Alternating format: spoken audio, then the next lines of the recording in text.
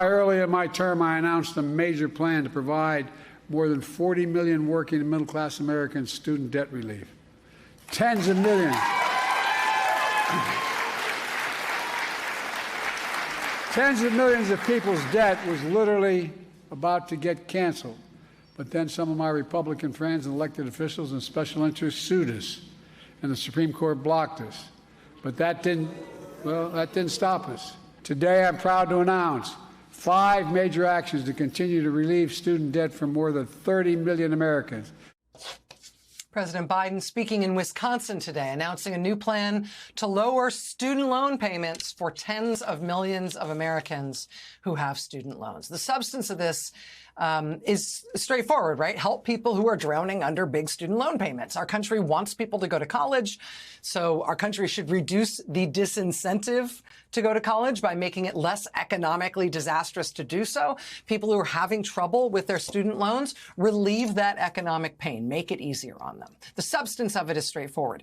The politics of it is straightforward too, right? Here's the president going to a critical swing state, unveiling a program that he hopes will be particularly popular with young people.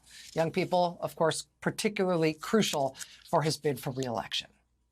So the substance is straightforward and important. The politics are straightforward and important for President Biden. But just as important are the politics on the other side. Republicans already sued and successfully blocked one of President Biden's plans for forgiving student loans. After President Biden pivoted to use a different program to forgive more student loans, Republicans sued to stop that one too. Now President Biden has announced this latest plan today in Wisconsin, and so new Republican lawsuits against that one are expected any minute as well.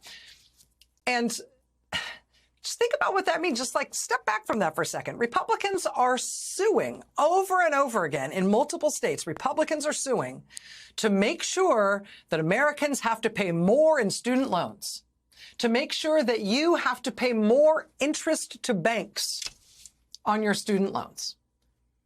That is what they are offering America in this election year. Isn't that what America most needs? For banks to make more money off people who took out loans to go to college? Isn't that really, morally, isn't that a real justice issue for America? Everything is so personality driven, and the way we talk about politics, it sometimes just doesn't get covered.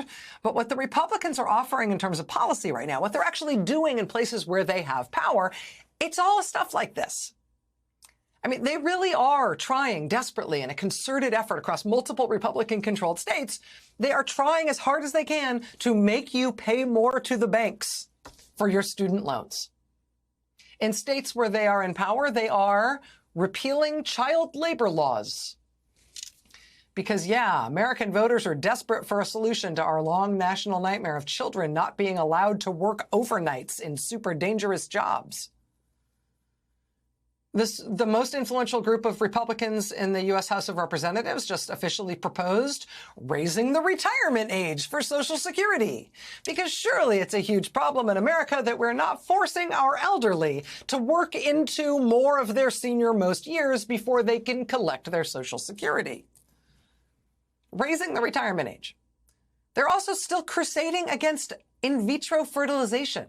The Republican study group in the House still pushing against IVF and still pushing for a national abortion ban, even in the blue states, right? On top of the draconian state bans that they've already put into place in almost every state in the country where Republicans are in control, right? This is not a popular suite of policy proposals and policy options from the Republican Party. The things that Republicans are setting themselves up against are supported by 70, 80, 90% of Americans in some cases. So, yeah, if I were them, I'd prefer personality-driven politics coverage as well. Hey, everyone. MSNBC has a new and improved app. You'll get real-time alerts and analysis, live blogs, in-depth essays, video highlights, and the best 2024 election coverage. Download the new MSNBC app. Here's how to do it. You tap on the App Store on your phone. You hit search on the bottom right corner. You type in MSNBC. You click on the MSNBC app. You click on Get or the cloud icon and enjoy it.